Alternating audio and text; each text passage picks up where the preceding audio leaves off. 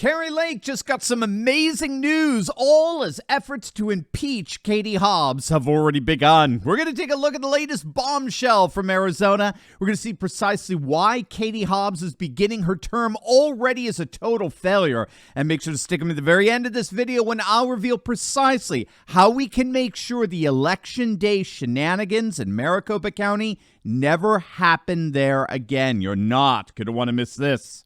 A new poll from Public Policy Polling shows that were the 2024 Senate race in Arizona held today, Kari Lake would indeed win in a three-way race. If you recall, Senator Kyrsten Sinema announced several weeks back that she was officially leaving the Democratic Party to run as an independent. Now, what this has done, of course, is that it's left the Senate seat in Arizona, which is up for election in 2024, particularly vulnerable in that the Democrats are planning on running their own candidate, which is promising to have the effect of splitting the vote on the left, giving the Republicans a clear divide and conquer opportunity. The poll was pretty devastating for Sinema. She actually came in dead last behind the hypothetical matchup with Democrat Representative Ruben Gallego, who came in second to Kari Lake. So Kari clearly has an opening here if her legal appeals regarding her gubernatorial candidacy don't pan out. Kari has promised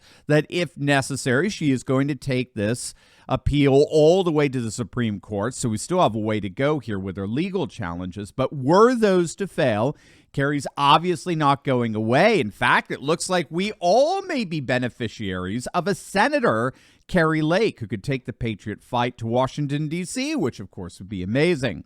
Now, if that's going to happen, she needs to address the myriad of irregularities and improprieties that we all witnessed on Election Day in Maricopa County. And there is a solution to all of that. We have a proven ballot harvesting strategy that has won in the bluest of blue states and 2 elections in a row. But first, I want to talk about the efforts to begin proceedings to impeach Katie Hobbs.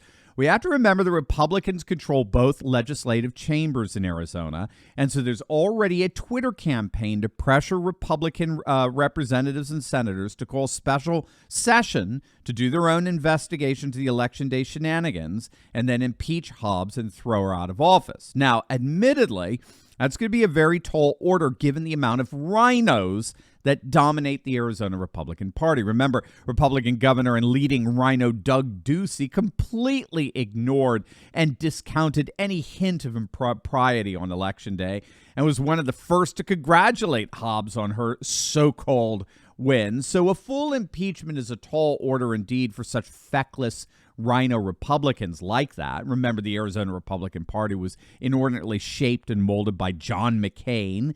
It was the rhino par excellence, and they worked together with Democrats this time around to make sure that any and all MAGA candidates were defeated in Arizona. So we're not going anywhere with these guys. Instead, our hopes are going to be more realized with the mass recall effort to get rid of Katie Hobbs that's already underway.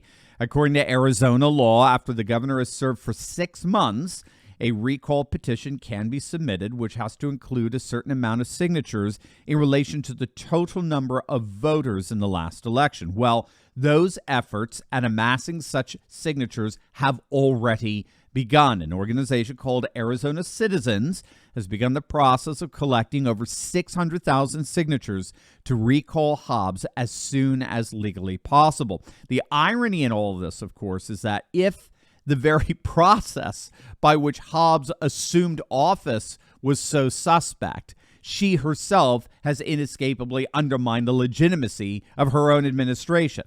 In literally every single respect, Katie Hobbs has completely undermined any shred of legitimacy for her tenure.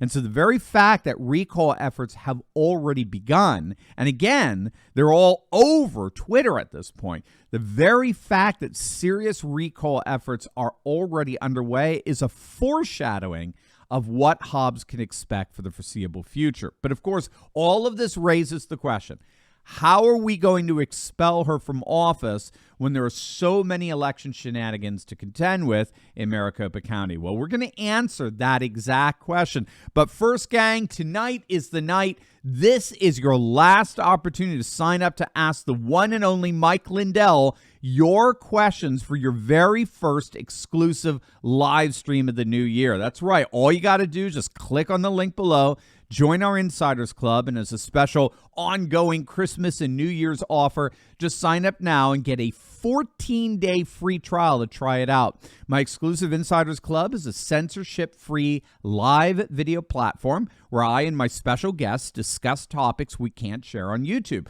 Plus, I've also got several bonus resources I'll add on as a thank you for joining my Insiders Club community. So don't wait, click on that link below or go to insidersclub.turleytalks.com right now and join me, Mike Lindell, and thousands of patriots around the world tonight with your 14-day free trial. That's insidersclub.turleytalks.com. The single best proven strategy out there for combating Democrat and Rhino election shenanigans is what's called the SoCal Ballot Harvesting Initiative. The Southern California Republican Party has mastered the ballot harvesting process to the point where they've dominated back-to-back elections. They won 2 elections in a row, 2020 and 2022. Back in 2020, California Republicans began employing the same ballot harvesting strategies that the Democrats used with their constituencies. Instead, the Republicans made conservative evangelical churches their absentee ballot centers. They put drop boxes in the middle of all the conservative churches throughout their districts. The parishioners were instructed on how to sign the ballot. Both the ballot and the envelope have to be signed for signature matching and verification, right? And the church elders, in turn, church administrators, took the drop boxes directly to the registry voters. So the whole process is streamlined in SoCal with a clear chain of custody protocol being followed. And the result is that back in 2020, we came within a handful of seats of winning back the House. We picked up 15 seats. And a significant portion of those 2020 seat flips came from California, just like we saw in 2022, a few months back. The majority of the wins that gave Republicans control of Congress came from California, where they utilized the SoCal ballot harvesting strategy. One Republican strategist reported that back in 2020, Republicans used a drop box to collect, get this, over 12,000 ballots from one single church alone in Southern California. Now, given that Katie Hobbs, quote, won by 17,000 votes, literally one church can make a difference.